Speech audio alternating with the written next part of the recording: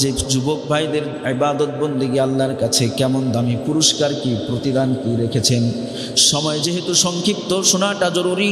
ওয়ানা মালিহি মিন আইনা ইকতাসাবাহু ওয়া ফিমা আনফাকাহু। আল্লাহ রাব্বুল আলামিন 3 নম্বরে জিজ্ঞাসা করবে, বান্দা তোমাকে যে আমি সম্পদ দান করেছি এই সম্পদ কিভাবে উপার্জন করেছো। 4 নম্বরে আল্লাহ জিজ্ঞাসা করবে, এই অসম্পদ তুমি কোথায় কিভাবে ব্যয় করেছো হিসাব দাও। আল্লাহ রাব্বুল আলামিন 5ম নাম্বার জিজ্ঞাসা করবে কাল কিয়ামতের ময়দানে, ওয়ামাযা আমিলা ফীমা আলিমা। এ বান্দা তোমাকে যে আমি ইলম দান করেছি, জানো যে তুমি এটা রাত, এটা দিন, এটা ভালো, এটা মন্দ সব কিছুই তুমি বুঝো, জানো। এই সক্ষমতা যে আজকে আমাদের ইসলাম ধর্মের মুসলিম মা বোনদেরকে লাভ জিহাদ নামক একটি সন্ত্রাসী দল মুসলমানদের ঈমান হরণের জন্য একটি পায়তারা করছে। এই পায়তারাটা এ কারণেই করছে যাতে করে মুসলমানদের ঈমান নষ্ট করা যায়। অবৈধভাবে সম্পর্ক করবে, সম্পর্ক করার দ্বারা তার যেন ঈমান আমল সব ধ্বংস হয়ে যায়। এই চিন্তা চেতনা নিয়ে লাভ জিহাদ নামক হিন্দু ইস্কন সন্ত্রাসীদের একটি ষড়যন্ত্র চলছে মুসলিমদের উপর। এ কারণেই আমি আবার গত জুমার কথা উল্লেখ করলাম। কারণ হলো যে এই যে আমরা উপস্থিতি থাকি গুটি কয়েকজন লোক শুনি, এই শোনার দ্বারা আমরাই শুনি, কিন্তু অনেক আছে যে এই বিষয়ে আলোচনা শুনে নাই, এর থেকে সতর্কতাও তিনি থাকতে পারেন না। তো এ কারণে বর্তমান সোশ্যাল মিডিয়ার যুগ। একটা ছোট্ট বাচ্চা থেকে শুরু করবেন, তার হাতেও এখন টাচ ফোন আছে না নাই? আবার দেখবেন যে মোবাইলের মধ্যে কোনো কিছু স্টার্ট না করে দিলে বাচ্চা ভাত খায় না, খানা খায় না, এমন আছে না নাই? যে আজকে ইহুদি খ্রিস্টানরা, যেমন আপনাদের অনেকের প্রশ্ন হতে পারে যে হুজুর আপনি কেন প্রতি জমায় এই যে একটা ক্যামেরা লাগান? অনেকের মনে প্রশ্ন উদ্দীপনা হয়, এই বিষয়টা ক্লিয়ার করি। 1 নাম্বার, পূর্বে বললাম যে আমরা এমন বর্তমান উম্মত হয়েছি নবীজির, ঈমানের জজবা তো নাই, যা কিছু শুনে আমল করার চেষ্টা করি না। ছোট্ট বাচ্চাদের হাতে মোবাইল থাকলে, মোবাইল স্টার্ট না করে দিলে, কার্টুন যদি না চালিয়ে দেয় সে খানা খাচ্ছে না। একটা ছোট বাচ্চা যদি মোবাইল চালাইতে পারে, কার্টুন দেখতে পারে, তাহলে আজকে বর্তমান সোশ্যাল মিডিয়া সবার হাতে মোবাইল থাকার কারণে এই বয়ানগুলিও অতীব জরুরি হয়ে পড়ছে সোশ্যাল মিডিয়ায় প্রকাশ করা। কারণ প্রত্যেকটা জুমায় এমন কিছু আলোচনা হবে, এটা যখন মিডিয়ায় প্রকাশ হবে, আপনি জুমায় শুনেছেন কিন্তু এটা সারা পৃথিবীর মানুষ দেখবে। আজকে বাতিলরা ইসলামকে ধ্বংস করছে এই মিডিয়ার মাধ্যমে। বাতিলরা আজকে মুসলমানদের ঈমান হরণ করছে মিডিয়ার মাধ্যমে। বিভিন্ন টকশো করে মুসলমানদেরকে লাজবাব বানিয়ে দিচ্ছে। এই জবাব দেওয়ার জন্য আজকে ওলামায়ে কেরামের এই মিডিয়া ব্যবহার করা হয়। কেন? যাতে করে বাতিলরা যারা অবুঝ আছে তাদের যেন ঈমান হরণ না করতে পারে। আপনারা জানেন যে যেমন প্রশ্ন করবে তার উত্তর সেভাবেই দিতে হবে। আমরা যেই ইমামের অনুসরণ করি, ইসলামী শরিয়াতের মধ্যে 4টি মাযহাব আছে। ইমাম আহমদ ইবনে হাম্বলের মাযহাব যেটাকে বলি আমরা হাম্বলি। 2 নম্বর মাযহাব হলো ইমাম মালিক রহমাতুল্লাহি আলাইহি, যে শরিয়া উপস্থাপন করেছেন তাকে মানি, তার শরিয়াত মানি, এই কারণে এটাকে বলা হয় মালিকি। 3 নম্বর হলো শাফিঈ, ইমাম শাফি রহমাতুল্লাহি আলাইহি যে মাসলা মাসাইল বর্ণনা করেছেন, ওলামায়ে কেরাম যেটা গ্রহণ করার যোগ্য সেটাকে গ্রহণ করেছেন। তার মাযহাব মানলেও না মানলেও কোনো কিছু সমস্যা নেই। কারণ মত ভিন্ন থাকতে পারে, ইসলাম তো এক। আমরা বৃহৎ এই উপমহাদেশে যাকে বেশি প্রাধান্য দেওয়া হয়েছে মাসআলার দিক দিয়ে, ইমাম আবু হানিফা রহমাতুল্লাহি আলাইহি, তিনি যুগ শ্রেষ্ঠ একজন বিজ্ঞ আলেম দার্শনিক ছিলেন। তিনি বাতিলদের জবাব দিয়েছেন কিভাবে? যখন যেই ব্যবস্থা নেওয়ার দরকার ছিল সেভাবেই তিনি ব্যবস্থা নিয়েছেন। একবার এক ইহুদি পাদ্রী বলেছেন যে আমার এই 4টি প্রশ্নের উত্তর যে দিতে পারবে তাহলে আমি কালেমা পড়ে মুসলমান হয়ে যাব। তো মুসলমানদের মধ্য হতে বিশাল বড় বড় উলামায়ে কেরাম এই বিষয় নিয়ে ঘাটাঘাটি শুরু করলেন যে ইহুদি পাদ্রী বলছে যে তার 4টি প্রশ্নের উত্তর দিতে পারলে সে ইসলাম ধর্ম গ্রহণ করবে, আর ইসলাম ধর্মটায় প্রাধান্য পাবে। বড় বড় উলামায়ে কেরামরা পর্যন্ত তার এই প্রশ্নের জবাব যে তিনি দিবেন দুঃসাহস করেনি। কিন্তু আপনার আমার ইমামে আজম আবু হানিফা রহমাতুল্লাহি আলাইহি 9 বছরের কিশোর ছিলেন। কত বছর বয়সের? 9 বছর বয়সের কিশোর ছিলেন। তিনি এই প্রশ্নের জবাব দেওয়ার জন্য রাজি হয়ে গেছেন। আমি ওই প্রাসঙ্গিক আলোচনায় এজন্য যাচ্ছি যে যেহেতু এটাকে নিয়ে প্রশ্ন উঠেছে, এই প্রশ্নের জবাব দেওয়ার জন্য ইমামে আজম আবু হানিফা রহমাতুল্লাহি আলাইহি যখন ইহুদি পাদ্রী বলেছে যে তোমরা যেই খোদাকে খোদা মানো, এই খোদার পূর্বে কে ছিল? এই খোদার পূর্বে কে ছিল? 2 নাম্বার প্রশ্ন করেছে যে আল্লাহ তাআলা কোথায় আছে? আল্লাহ তাআলা কোথায় আছে? যেই খোদাকে খোদা মানো সেই আল্লাহ কোথায় আছে? আজকে এতটুকুন জবাব দিয়ে আমি আমার মূল আলোচনায় শুরু করব। তো ইমামে আজম আবু হানিফা রহমাতুল্লাহি আলাইহি ওই ইহুদি পাদ্রীর কাছে সংবাদ পাঠিয়েছেন। তিনি বললেন যে আমি এই প্রশ্নের জবাব আমি দিব, তবে শর্ত হলো এখানে আমাদের এই গোত্রের মধ্যে যতগুলো মানুষ আছে, জনগণ আছে, সবাইকে উপস্থিত করতে হবে, একটি স্টেজ কায়েম করতে হবে। স্টেজের মধ্যে আমি সেখানে আপনার জবাব দেব। তো মানুষ এই প্রশ্নের উত্তর পাওয়ার জন্য সবাই একটা দিন নির্ধারিত করা হয়েছে, উপস্থিত হয়েছে। হওয়ার পরে তিনি আর উপস্থিত হচ্ছেন না, একটু উপস্থিত হতে বিলম্ব হচ্ছে। এমতা অবস্থায় মানুষ সমালোচনার ঝড় শুরু করে দিল যে 9 বছরের কিশোর আবু হানিফা এই প্রশ্নের জবাব দিতে চাইল যে আল্লাহ কোথায় আছে, আল্লাহর পূর্বে কে ছিল, এই প্রশ্নের জবাব তিনি দিবে, কিন্তু এখনো উপস্থিত নাই। তো ইমামে আজম আবু হানিফা কিছুক্ষণের মধ্যেই উপস্থিত হয়ে গেলেন। উপস্থিত হওয়ার পরে তিনি স্টেজের সামনে দাঁড়ালেন। সর্বপ্রথম যিনি এই প্রশ্ন করেছে তাকে লক্ষ্য করে বললেন যে আপনি যে প্রশ্ন করেছেন এই প্রশ্নের জবাব পেতে চান, তাই তো? জি। আমার একটি প্রশ্ন হলো, যে প্রশ্নের উত্তর দেয় সে দামি, যে প্রশ্ন করে সে দামি? যে প্রশ্নের উত্তর দেয় সে দামি নাকি যে প্রশ্ন করে সে দামি? প্রথমেই ইহুদি পাদ্রী তিনি বললেন যে প্রশ্নের উত্তর দেয় সেই তো দামি। যে প্রশ্নের উত্তর দেয় সেই তো দামি। কারণ সাহাবায়ে রাদিয়াল্লাহু তাআলা আনহুম আজমাইন নবীজিকে প্রশ্ন করেছেন, নবীজি উত্তর দিয়েছেন। নবীজি সরকারে দো জাহা, ইহকালেরও বাদশাহ ছিলেন, পরকালেরও তিনি বাদশাহ, তিনি তো উত্তর দিয়েছেন, তিনি দামি ছিলেন। তো প্রশ্ন যে করবে সে দামি নয়, যে প্রশ্নের উত্তর দিবে সেই দামি। যে প্রশ্নের উত্তর দিবে সেই দামি। তো ইমামে আজম আবু হানিফা রহমাতুল্লাহি আলাইহি বললেন যে প্রশ্ন করে সে দামি না যে প্রশ্নের উত্তর দেয় সে দামি?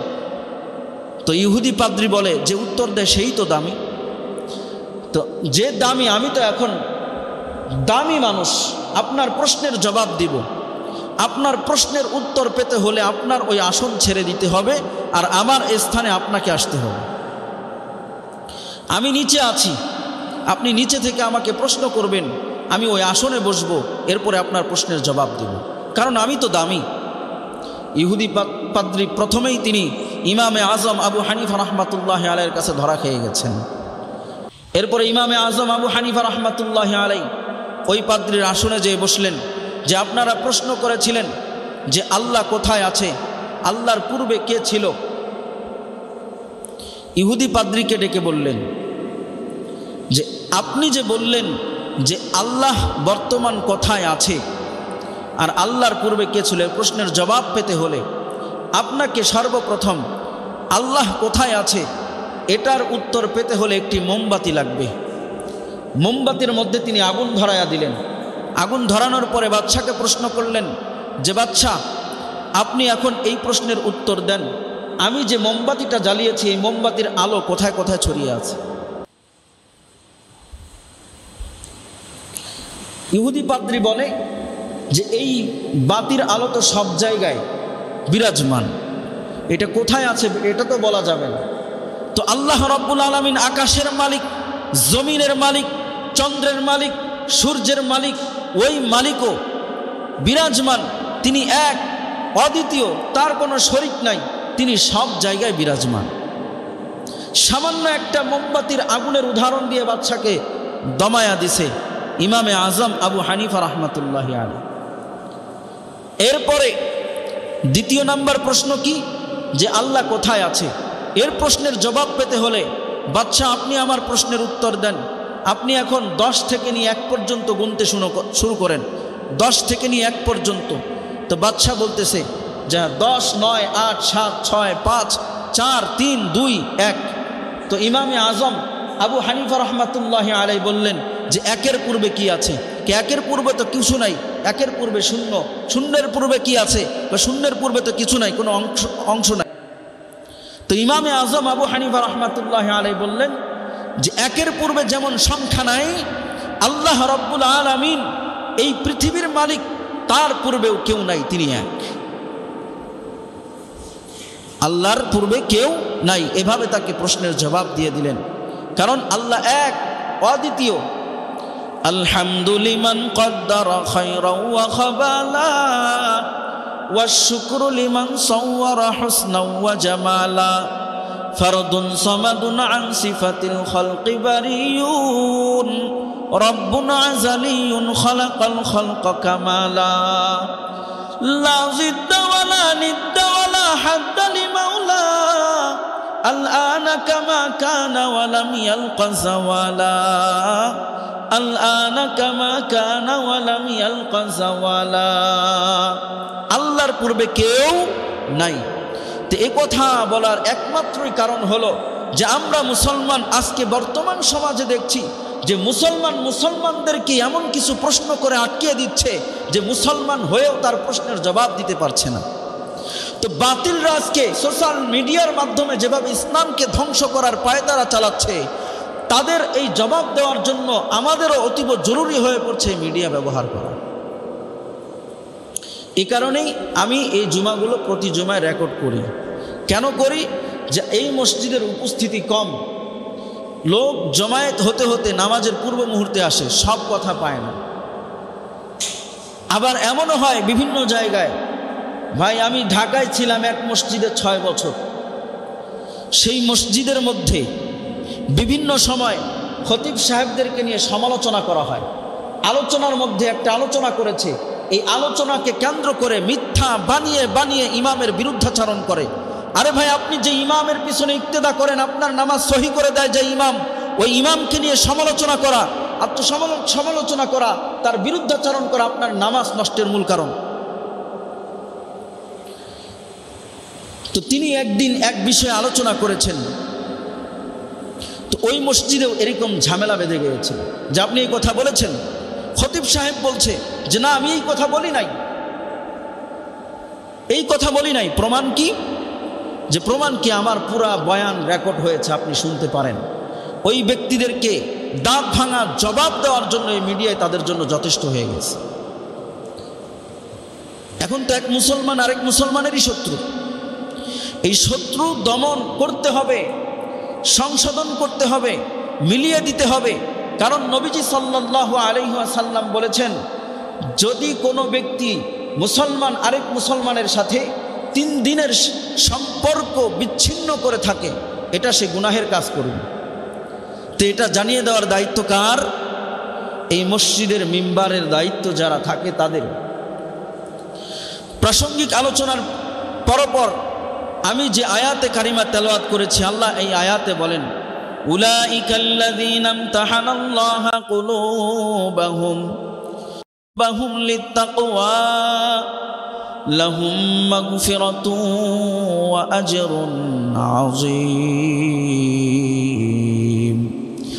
আল্লাহ রাব্বুল আলামিন পবিত্র কালামুল্লাহ শরীফের মধ্যে জানায়া দেন, আল্লাহ রাব্বুল আলামিন পৃথিবীর মানুষদের অন্তরগুলিকে পরীক্ষা করবেন। কেন করবেন? লিত্তাকওয়া, যাতে করে মুসলমানরা তাকওয়া অর্জন করতে পারে। যারা দুনিয়ার বুকে থেকে তাকওয়া অর্জন করবে, লাহুম মাগফিরাতুন ওয়া আজরুন আযীম, তাদের জন্য ক্ষমা রয়েছে এবং পরকালে তাদের জন্য মহা পুরস্কার রয়েছে। পরকাল জিন্দেগিটা খুবই ভয়াবহ, সেনসিটিভ একটি বিভীষিকাময় দিন হবে, কিয়ামতের দিন। ওই কিয়ামতের দিন আপনাকে আমাকে আল্লাহ জিজ্ঞাসা করবে, বান্দা তোকে যে আমি দুনিয়ায় পাঠাইলাম, দুনিয়ায় থেকে কিভাবে তুমি তোমার জিন্দেগি অতিবাহিত করেছো, হিসাব দাও।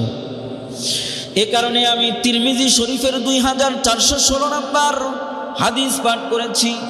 عن ابن مسعود عن النبي صلى الله عليه وسلم قال قال رسول الله صلى الله عليه وسلم لا تزول قدم ابن آدم يوم القيامة من عند ربه حتى يسأل عن 5 عن عمره فيما أفناه وعن شبابه فيما أبلى وماله من أين اكتسبه وفيما أنفقه وماذا عمل فيما علم।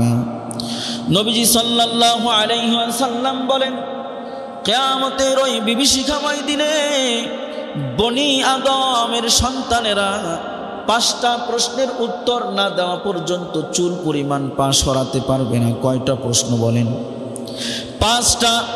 1 নাম্বার, নবীজি সাল্লাল্লাহু আলাইহি ওয়াসাল্লাম জানায়া দেয়, আন উমরিহি ফিমা আফনা, এ বান্দা আল্লাহ জিজ্ঞাসা করবে, তোকে যে আমি জীবন দান করলাম, এই জীবন তুমি কোথায় ব্যয় করেছো, জীবনটা তুমি কোথায় শেষ করেছো, উত্তর দাও। আল্লাহ রাব্বুল আলামিন আপনাকে আমাকে সৃষ্টি করেছেন কাদা মাটি থেকে।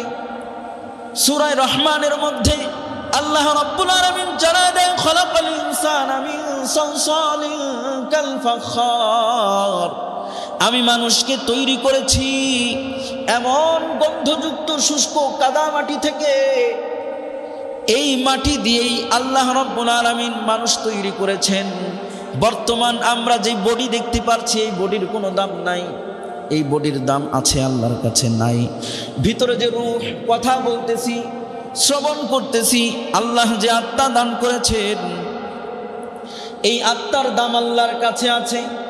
কারণ রূহের জগৎ থেকে মায়ের রেহেমে আল্লাহ রাব্বুল আলামিন সঙ্গে সঙ্গে কিন্তু আপনার এই রূহটাকে পাঠায়া দেয় নাই, তখন পাঠিয়ে দিয়েছে যখন আল্লাহ রাব্বুল আলামিন কুদরতি ভাবে বাবার ঔরসে বীর্যপাত হয়েছে, সেখানে গোশতের ধারণ করেছে। যখন এটা টুকরা একটু বড় হয়েছে, আল্লাহ রাব্বুল আলামিন তখন মায়ের রেহেমের মধ্যে এই রূহটাকে আল্লাহ তাআলা দিয়ে দিয়েছে। ওই যে মাটি শুষ্ক, এই যে মাটি শুষ্ক, এটা কিন্তু মৃত ছিল। আল্লাহ রাব্বুল আলামিন কুদরতিভাবে রূহের জগৎ থেকে আত্মা দেওয়ার পরে মায়ের গর্ভে সে বড় হয়েছে, লালিত পালিত হয়েছে। তো সেখান থেকে দুনিয়ার বুকে আসার পরে আমরা বর্তমান বসবাস করছি পৃথিবীর বুকে। যখন আলমে বারজাখের জগতে চলে যাব, কবরের জগতে চলে যাব, এই দেহটাকে মাটি খেয়ে ফেলবে, এই দেহটাকে মাটি খেয়ে ফেলবে। এ কারণেই যেহেতু মানুষকে আল্লাহ রাব্বুল আলামিন মাটি দিয়ে তৈরি করেছেন, এই বডির কোনো দাম নাই। এ কারণেই বললাম, কারণ আল্লাহ রাব্বুল আলামিন সূরা মুলুকের 2 নম্বর আয়াতের মধ্যে বলেন, আল্লাযী খালাকাল মাউতা ওয়াল হায়াতা লিয়াবলুয়াকুম আইয়ুকুম আহসানু আমালা ওয়া হুয়াল আজিজুল গফুর। আল্লাহ রাব্বুল আলামিন জানায় দেয়, ও পৃথিবীর মানুষ শুনে রাখো, আল্লাযী খালাকাল মাউতা, তিনি মানে আল্লাহ মউত তৈরি করেছেন, ওয়াল হায়াতা, জীবন তৈরি করেছেন। এখন প্রশ্ন হলো, এই আয়াতের মধ্যে আল্লাহ মৃত্যুর কথা কেন আগে আনলেন, জীবনের কথা কেন পরে আনলেন? এই কারণেই প্রশ্নের জবাব দিয়ে দিলাম প্রথমেই, যে মায়ের রেহেমের মধ্যে যখন গোশতের ধারণ করেছিল তখন কিন্তু তার ভিতরে রূহ আল্লাহ তাআলা দেয় নাই, কারণ সেখানে মৃত ছিল। আল্লাহ হুকুম করেছে, এরপরে সেখানে সে জীবিত হয়েছে। এর থেকে মানুষকে শিক্ষা নিতে বলেছে, এ পৃথিবীর মানুষ, তোমরা দুনিয়ায় বসবাস করছো, আমি আল্লাহ মৃত্যু দান করি, মৃত্যু আগে তৈরি করেছি, এরপরে জীবন দান করেছি। এই জীবনের বাহাদুরি করলে চলবে না। আমি আল্লাহ রাব্বুল আলামিন তোমার জীবন সম্পর্কে হিসাব নেব, জীবন সম্পর্কে তোমাকে প্রশ্ন করব। নবীজি সাল্লাল্লাহু আলাইহি ওয়াসাল্লাম বলেন, তিরমিজি শরীফের 2416 নম্বর হাদিস, আন উমরিহি ফিমা আফনা, আল্লাহ প্রথমে জিজ্ঞাসা করবে, এ বান্দা তোমাকে যে আমি জীবন দান করেছি, জীবনের হিসাব দাও। ওয়ান শাবাবিহি ফিমা আবলা, নবীজি সাল্লাল্লাহু আলাইহি ওয়াসাল্লাম বলেন, আল্লাহ রাব্বুল আলামিন জিজ্ঞাসা করবে, এ বান্দা তোমাকে যে আমি যৌবন দান করেছি, যৌবন, আন শাবাবিহি ফিমা আবলা, এই যৌবন তুমি কোথায় বিলীন করেছো, কোথায় তুমি এই যৌবন শেষ করে দিয়েছো, উত্তর দাও। ও যুবক ভাই, আপনারা যারা উপস্থিত আছেন, আপনাদের হাতে পায়ে ধরে বলি, যৌবন বয়সের ইবাদত আল্লাহ রাব্বুল আলামিনের কাছে বড় দামি, বড়ই দামি। আমি এই আয়াতের, এই হাদিসের তরজমা শেষ করে আপনাদেরকে কয়েকটা কথা বলবো, যে যুবক ভাইদের ইবাদত বন্দেগী আল্লাহর কাছে কেমন দামি, পুরস্কার কি, প্রতিদান কি রেখেছেন। সময় যেহেতু সংক্ষিপ্ত, শোনাটা জরুরি। ওয়ানা মালিহি মিন আইনা ইকতাসাবাহু ওয়া ফিমা আনফাকাহু, আল্লাহ রাব্বুল আলামিন 3 নম্বরে জিজ্ঞাসা করবে, বান্দা তোমাকে যে আমি সম্পদ দান করেছি, এই সম্পদ কিভাবে উপার্জন করেছো। 4 নম্বরে আল্লাহ জিজ্ঞাসা করবে, এই অসম্পদ তুমি কোথায় কিভাবে ব্যয় করেছো, হিসাব দাও। আল্লাহ রাব্বুল আলামিন 5ম নাম্বার জিজ্ঞাসা করবে কাল কিয়ামতের ময়দানে, ওমাযা আমিলা ফিমা আলিমা, এ বান্দা তোমাকে যে আমি ইলম দান করেছি, জানো যে তুমি এটা রাত, এটা দিন, এটা ভালো, এটা মন্দ, সব কিছুই তুমি বুঝো, জানো। এই সক্ষমতা, এই ক্ষমতা আল্লাহ আমি দান করেছি। তুমি জানো এই পৃথিবী একদিন ধ্বংস হয়ে যাবে, তোমার চোখের সামনে তোমার দাদা চলে গেছে, তোমার বাবা চলে গেছে, তোমার সন্তান চলে গেছে। জানো মৃত্যুর পরবর্তী আরেকটা জগৎ আছে, এই জগৎ হলো আসল জগৎ, যার শুরু আছে শেষ নাই। এই জগতের সম্পর্কে তুমি তো জানো, জানার পরে কতটুকু আমল করেছো, উত্তর দাও। এই প্রশ্নের জবাব ছাড়া আল্লাহ রাব্বুল আলামিন কিয়ামতের ময়দান থেকে চুল পরিমাণ পা সরাইতে দিবে না। আমি বুখারী শরীফের 660 নম্বর হাদিস, এটা মুসলিম শরীফেও আছে 10,031 নম্বর, নাসাই শরীফেও আছে 5,380 নম্বর, তিরমিজি শরীফেও আছে 2,391 নম্বর হাদিস। এই হাদিসের মধ্যে আন আবি হুরায়রা রাদিয়াল্লাহু আনহু আনিন নবী সাল্লাল্লাহু আলাইহি ওয়াসাল্লাম ক্বালা সাবআতুন ইয়াযুল্লুহুমুল্লাহু তাআলা ফি যিল্লিহি ইয়াওমা লা যিল্লিহি ইল্লা যিল্লু। নবীজি সাল্লাল্লাহু আলাইহি ওয়াসাল্লামের বিশ্বস্ত সাহাবী আবু হুরায়রা রাদিয়াল্লাহু তাআলা আনহু থেকে বর্ণিত, তিনি বলেন, নবীজি বলেছেন, 7 শ্রেণীর মানুষকে যেদিন আল্লাহর ছায়া ছাড়া কোনো ছায়া থাকবে না, সেই ছায়ার নিচে আল্লাহ রাব্বুল আলামিন তাদেরকে স্থান দিবেন। বলেন সুবহানাল্লাহ। প্রথম নাম্বার ইমামুন আদিলুন, যে ন্যায়পরায়ণ বাদশা হবে, হকভাবে দেশ পরিচালনা করবে, সমাজ পরিচালনা করবে, নিজের পারিবারিক সামাজিক যে বিষয়গুলো আছে, যদি নেতা হয়ে থাকে এগুলো সে যদি পুঙ্খানুভাবে ন্যায় বিচার করে, সুষ্ঠুভাবে চলে, তাহলে কাল কিয়ামতের ময়দানে যেদিন কোনো ছায়া থাকবে না, ওই ছায়ার নিচে আল্লাহর আরশের নিচে ওই ব্যক্তিকে স্থান দিবেন। ও যুবক ভাই, এরপরে ওয়াশাবুন নাশাআ ফি ইবাদাতিল্লাহ রাজুলুন কলবিহি মুআল্লাকুন বিল মসজিদি। নবীজি সাল্লাল্লাহু আলাইহি ওয়াসাল্লাম বলেন যে যৌবন বয়সে, যুবক বয়সে আল্লাহ তাআলা ইবাদত বন্দেগী খুবই পছন্দ করেন। যুবক বয়সে, যৌবন বয়সে যে আমল করবে, ইবাদত বন্দেগী করবে, আল্লাহ রাব্বুল আলামিন এই ব্যক্তিকে কাল কিয়ামতের ময়দানে কঠিন ওই হাসরের দিনে যেদিন কোনো ছায়া থাকবে না, ওই যৌবন বয়সে আমল করার কারণে আল্লাহর আরশের নিচে তাকে ছায়া দান করবে। এরা কারা? কোন যুবক? নবীজি সাল্লাল্লাহু আলাইহি ওয়াসাল্লাম এরপরে বলেন ফি ইবাদাতিল্লাহ, আল্লাহর ইবাদতে সে মগ্ন থাকে। রাজুলুন কলবুহু মুআল্লাকুন বিল মসজিদি, ওই ব্যক্তি যে সব সময় আল্লাহর ঘর মসজিদের সাথে তার অন্তরটাকে লাগায় রাখে। কেন রাখবে? এক ওয়াক্ত নামাজ আদায় করেছে, আবার কখন সে আরেক ওয়াক্ত নামাজ আদায় করবে এটা শুধু তার কল্পনায় রাখবে। এমন ব্যক্তির জন্য আল্লাহ রাব্বুল আলামিন কাল কিয়ামতের ময়দানে আরশের নিচে ছায়া রেখেছেন। আজকে তো আমাদের নামাজের অবস্থা এমন, জুমার দিনে মুসল্লির সমাগম বেশি, 5 ওয়াক্ত নামাজে মুসল্লিদের খবর নাই। এই নামাজ আল্লাহর কাছে কোনো কবুল নাই। শুকরানি মসজিদ হইলে হবে না, 5 ওয়াক্ত মুসল্লি হইতে হবে। আজকে আমরা তো নামাজও এমনভাবে পড়ছি যে আমার দিল থাকে দোকানে, নামাজ পড়ি আমি ওপেনে, ঠিক কিনা? যে এমনভাবে নামাজ আদায় করতেছি যে নামাজের মধ্যে কোনো মনোযোগ নাই। যে এক ইমাম সাহেব একদিন নামাজ পড়াচ্ছেন, নামাজ পড়ানোর পরে 4 রাকাত বিশিষ্ট এশার নামাজ আদায় করাচ্ছেন, তো তিনি সেদিন ভুলক্রমে 5 রাকাত নামাজ পড়ায় ফেলছে।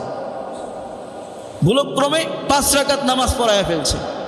তো কেউ কখনো লোকমা দিতে পারলো না। একজন ব্যবসায়ী উঠে পড়লো যে হুজুর, আপনি তো আজকে নামাজ 5 রাকাত পড়ছেন, 4 রাকাত হয় নাই, কিভাবে বুঝলেন? যেভাবেই বুঝছি। আর কেউ ধরতে পারলো না। একজন সাক্ষী প্রমাণিত হতে হলে তো 3 জন লাগবে। আপনি যেহেতু বলছেন, আর কোনো মুসল্লি যেহেতু বলছেন, আপনি একাই বলছেন, আপনি কিভাবে বুঝলেন? আপনি কিভাবে টের পাইলেন? আমাকে বলেন। তো ব্যবসায়িক বলে যে হুজুর, আমি প্রতিদিন আমার রুটিন অনুযায়ী, আমার 4টা দোকান আছে। কয়টা দোকান? 4টা দোকান আছে। 4 দোকানের আমি হিসাব প্রত্যেক রাকাতের মধ্যে করি। তো আজকে আমি দেখলাম যে 4 রাকাত নামাজ পড়লাম ঠিক, কিন্তু আমার হিসাব কিতাব শেষ। আরেক রাকাত যখন পড়াইছেন আমি আর দোকান খুঁজে পাইতেছি না। তা আমাদের নামাজের হালাত হলো এখন বর্তমানে এরকম। নামাজের মধ্যে মনোযোগ থাকতে হবে। নামাজ যে পড়তেছি, এমন সময় মুরগির আদার দিলে, মুরগিকে খাবার দিলে যেভাবে ঠুকরে একটা মুরগি দেখবেন ঠাস ঠাস করে তার মুখ লাগবে আর উঠাবে, খাবে।